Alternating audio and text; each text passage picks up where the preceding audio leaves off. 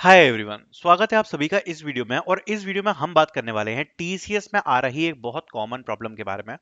देखो, जितनी भी बार पहले टीसीएस एनक्यूटी कंडक्ट करवाए गए हैं, मैंने बहुत सारी प्रॉब्लम्स के बारे में डिस्कस किया है। और हमेशा ऐसा होता है कि बच्चे जब टेस्ट देके आते हैं ना, वो कहते हैं कि भैया काश ये वीडियो मैंने पहले देख ली होती, शायद मेरे को ये प्रॉब्लम नहीं आती। और इस बार भी एक ऐसी प्रॉब्लम आ रही है टीसीएस एनक्यूटी में, जो मैं आपको पहले से अभी बता रहा हूँ। अगर आप लोग ये वीडियो देख रहे हो तो आपको पहले से आइडिया लग जाएगा कि अगर ऐसी सिचुएशन आपके साथ होती है तो आपको क्या करना है। अदरवाइज आप लोग टीसीएस एनक्यूटी का एग्जाम देखने के बाद फिर से इस वीडियो पर आ जाना और आप कमेंट पढ़ोगे कि भैया काश मैं ये वीडियो पहले देख लेता तो शायद मेरे एग्जाम में थोड़ा सा बेटर हो जाता। ठीक है, अब ये प्रॉब्लम क्या है और रीसेंट एग्जाम्स में आ रही है, इसका क्या सॉल्यूशन है, इसको हम डिस्कस करने वाले हैं इस वीडियो में। सबसे पहले प्रॉब्लम को समझते हैं। देखो, अभी क्या हो रहा है कि फॉर एग्जांपल यहाँ पर टीसीएस ने आपका एग्जाम लिया, उसमें आपके दो क्वेश्चंस आ रहे हैं जो कि कोडिंग के होंगे।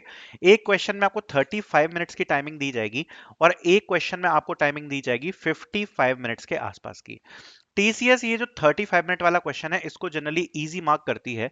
एंड मोस्ट प्रोबेबली ये जो है आपका एरे स्ट्रिंग्स और नंबर्स से क्वेश्चन इसमें आपको देखने को मिलेगा। अब इसमें जब भी नंबर्स के क्वेश्चंस आते हैं ना, नंबर्स से रिलेटेड, तो जनरली जो आउटपुट होता है वो एक सिंगल नंबर में होगा या मल्टीपल नंबर में होगा, ऐसा कुछ उसमें आउटपुट होता है। अब मैं आपको एग्जांपल के थ्रू समझाऊंगा कि प्रॉब्लम क्या आ रही है। सपोज एक क्वेश्चन आप लोगों के सामने आता है, जिसमें आपको कुछ तीन नंबर्स दिए हुए हैं और उन तीन नंबर्स में से आपको कोई एक मिनिमम नंबर बताना है। फॉर एन एग्जांपल, ये आपके नंबर्स हैं 33.40, 32.51 एंड 36.39। ये तीन नंबर हैं, इन तीन में से आपको मिनिमम नंबर बताना है। तो जो मिनिमम नंबर होगा वो आपका होगा 32.51। ओके, ये आपका आंसर होगा। ठीक है, ये मैं आपको जस्ट एक्सप्लेन करने के लिए समझा रहा हूँ। ठीक है, अब क्या हुआ कि सपोज ये क्वेश्चन आया। अब इस क्वेश्चन में उन लोगों ने जो इनपुट आउटपुट दे रखा था, वो सपोज उनने खतरनाक स्टाइल में दे रखा था। कि उनने जो एरे दिया है, सपोज इस स्टाइल में दिया है उनने। एरे जो आपको दिया है वो कुछ ऐसा दिया है, 32 पॉइंट कुछ भी है, 40, 31.49 एंड 36.96। सपोज ये आपका टेस्ट केस है और इनपुट आपको ऐसे दे रखा है। सबसे पहले तो अगर आपको इनपुट ऐसे दे रखा है तो आपको ये जो कॉमा सेपरेटली, ये पूरी एक स्ट्रिंग होगी। इस स्ट्रिंग को आपको स्प्लिट करना पड़ेगा कॉमा से। जब आप स्ट्रिंग को स्प्लिट कर लोगे कॉमा से, तो आपको तीन नंबर्स मिलेंगे। तो आपको तीन नंबर्स आप ये मान के चलो कि स्ट्रिंग में मिल रहे हैं। 32.40, जिसको आपने एक्स में स्टोर करा लिया, ये स्ट्रिंग में है। ठीक है, इसको आपने इंटीजर में कन्वर्ट कर लिया। वाई में आपने स्टोर करवा लिया 31.49, जेड में आपने स्टोर करवा लिया 36.96। अब सपोज ये तीन नंबर आपके एक्स वाई और जेड में स्टोर हो गए, स्ट्रिंग्स में से आपने नंबर में इसको कन्वर्ट कर लिया। जब आपने आंसर प्रिंट करवाया, सो इट वाज 31.49, ये आंसर था। सबसे पहले आपको एक चीज इसमें बताना चाहूंगा कि टीसीएस में ये जो क्लास है, ये आज मैंने अपने पेड सेशन में भी ली है। सो टीसीएस में आपका जो आउटपुट होगा ना, सो आउटपुट में ध्यान से समझना है इस बात को। जब आप ये आउटपुट दे रहे हो और आपने सपोज ये आउटपुट दिया 31.49 है, तो पहले तो आप टेस्ट केसेस को देख पाओगे कि वो सक्सेस हो रहे हैं या फेल हो रहे हैं, लेकिन आपका जो एक्चुअल आउटपुट है वो आप नहीं देख सकते। आपको ये बताएगा कि टेस्ट केस पास हो रहा है कि फेल हो रहा है। अब सपोज आपने इस कोड को रन कराया, अब आपने प्रिंट करवाया 31.49, सपोज ये फेल हो गया 31.49। अब आप क्या करोगे? आपने सोचा कि आंसर तो सही था, लेकिन ये फेल हो गया, अब आप क्या करोगे? अब आप क्या करोगे? अब आप कोशिश करोगे कि चलो इसको कुछ दूसरे मेथड से प्रिंट कराते हैं। तो सपोज ये इंटीजर में आपने प्रिंट करवाया और ये फेल हो गया टेस्ट केस। अगेन आपने प्रिंट करवाया स्ट्रिंग में 31.49, अगेन ये फेल हो गया और ये हुआ इस साल ये प्रॉब्लम आई। अब इसका क्या सॉल्यूशन है कि इंटीजर में, सॉरी डबल में आपने प्रिंट करवा लिया, फ्लोट में प्रिंट करा लिया, स्ट्रिंग में प्रिंट करवा लिया, सब में एरर आ रहा है, जबकि आप कॉन्फिडेंट हो कि आंसर तो सही है 31.49, तो एरर क्यों आ रहा है? तो अब इसका सॉल्यूशन को डिस्कस करेंगे। आई होप जो प्रॉब्लम स्टेटमेंट है वो आपको क्लियर होगी। उससे पहले मैं आपको बताना चाहता हूं कि जो लाइव टेस्ट है टीसीएस के लाइव टेस्ट है, अगर आप प्रैक्टिस करना चाहते हो, ऊपर से अभी हमारे जो लाइव टेस्ट है वो लगातार लाइव चल रहे हैं। और बच्चों से आप खुद पूछना, अभी हमने फाउंडेशन का भी टेस्ट करवाया है, क्या लेवल का क्वेश्चन था, जिन बच्चों ने एनरोल किया है क्या लेवल का क्वेश्चन था, क्या लेवल का टेस्ट था। जिन बच्चों ने टेस्ट दिया है उनसे पूछना उनका एक्सपीरियंस कैसा रहा। उस लेवल का और उस गजब का टेस्ट हम लोग कंडक्ट करवा रहे हैं कि बच्चे अगर लगातार प्रैक्टिस करें तो डेफिनेटली उनके परफॉर्मेंस में इंप्रूवमेंट होगा। ठीक है, फाउंडेशन के टेस्ट में भी काफी सारे बच्चों की हालत टाइट हो गई, बिकॉज वो उस लेवल का ही था जिस लेवल का जो टीसीएस देगी उस लेवल का टेस्ट था। एंड न्यूमेरिक में तो ज्यादातर बच्चों का ऐसा रहा कि ज्यादातर बच्चों के 10 से ऊपर मार्क्स नहीं आए, ज्यादातर बच्चों के।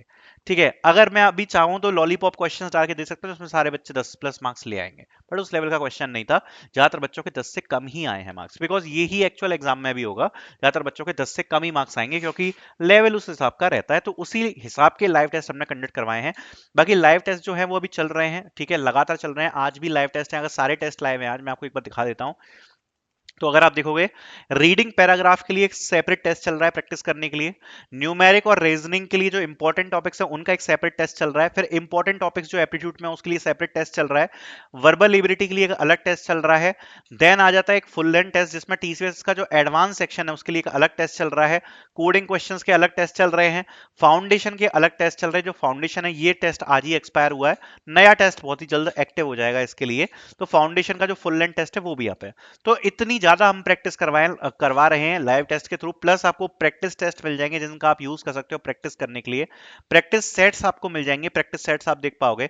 ये सारे प्रैक्टिस सेट्स क्यों उपलब्ध करवाए हैं, जिससे आप लोग यहाँ पर प्रैक्टिस कर पाओ। ठीक है, तो ये प्रैक्टिस सेट्स हैं काफी सारे, इनको आप यूज कर सकते हो प्रैक्टिस करने के लिए।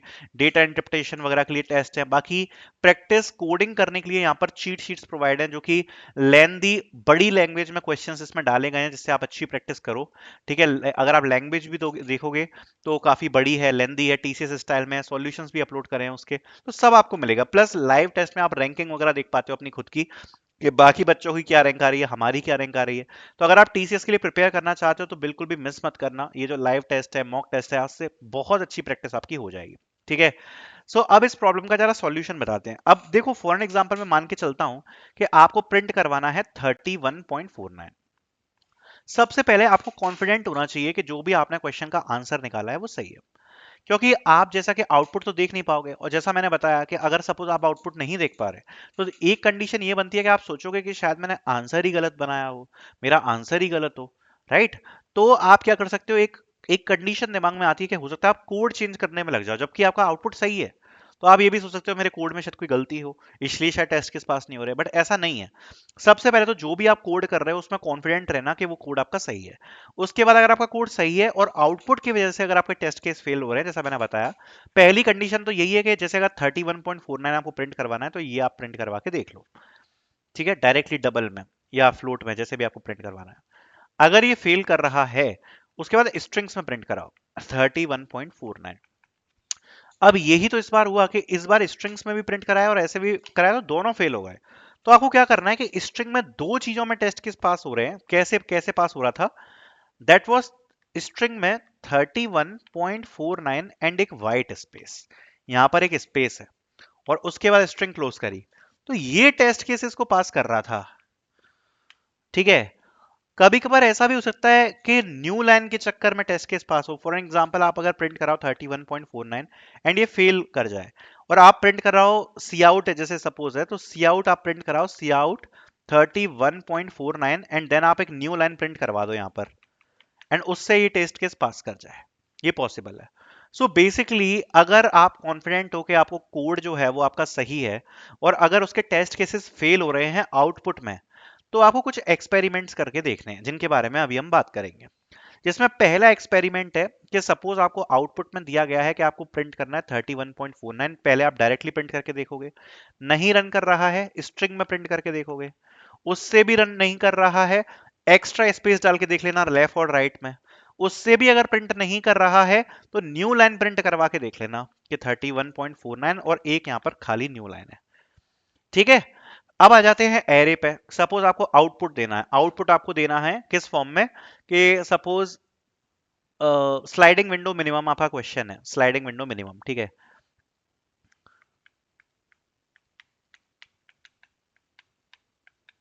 सपोज तीन तीन साइज की विंडो में आपको मिनिमम बताना है। ठीक है, पहली तीन साइज की विंडो में मिनिमम क्या आएगा, 1। अगली तीन साइज की विंडो में मिनिमम क्या आएगा, 3। अगले तीन साइज की विंडो में क्या मिनिमम आएगा, 3। अगले तीन साइज की विंडो में क्या मिनिमम आएगा, 4। एंड अगले तीन साइज की विंडो में क्या मिनिमम आएगा, 5। तो फाइनल आंसर क्या आ गया, 1 3 3 4 5।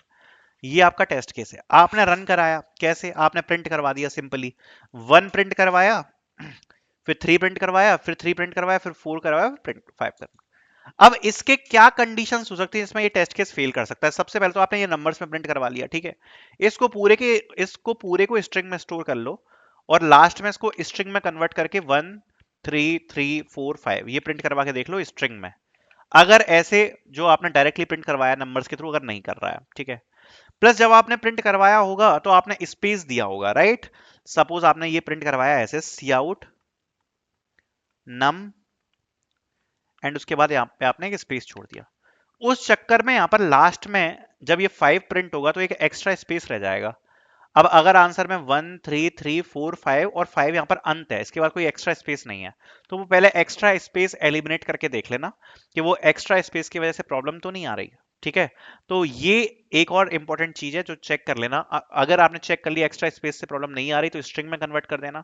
अगर स्ट्रिंग से भी टेस्ट केस पास नहीं हो रहा तो 1 3 3 4 5 के बाद एक एक्स्ट्रा स्पेस छोड़ के ऐसे प्रिंट करना, न्यू लाइन के साथ प्रिंट करना। तो कुछ ना कुछ आपको ये जो एक्सपेरिमेंट है ये करने पड़ेंगे अगर आपका आउटपुट की वजह से कुछ प्रॉब्लम्स आ रही है, अगर इनपुट सही है तो ये कुछ चीजें थी जो मुझे बतानी थी, ये बहुत इंपॉर्टेंट है जानना आपके लिए एग्जाम से पहले। आई होप ये चीज आपको हेल्प करेगी, पहले से दिमाग में रखना कि अगर टेस्ट केसेस वगैरह में कोई प्रॉब्लम आती है तो ऐसी चीजें ट्राई करने हैं आपको, ठीक है? बाकी लाइव टेस्ट वगैरह क्लास में चल ही रहे हैं अपने, लगातार प्रैक्टिस करो मॉक टेस्ट की, ठीक है? लाइव टेस्ट यहाँ पर लगातार चल रहे हैं, एंड भगवान की कृपा से अभी तक बच्चों का रिस्पॉन्स काफी अच्छा ही आया है, कोर्स का भी अच्छा ही रिस्पॉन्स आया, टेस्ट का भी अच्छा ही रिस्पॉन्स आया है। सो आप लोग भी ट्राई कर ही सकते हो अगर आप टीसीएस के लिए प्रिपेयर करना चाहते हो, प्राइस भी काफी कम है। So you can enrol in the mock test, link will be in the description.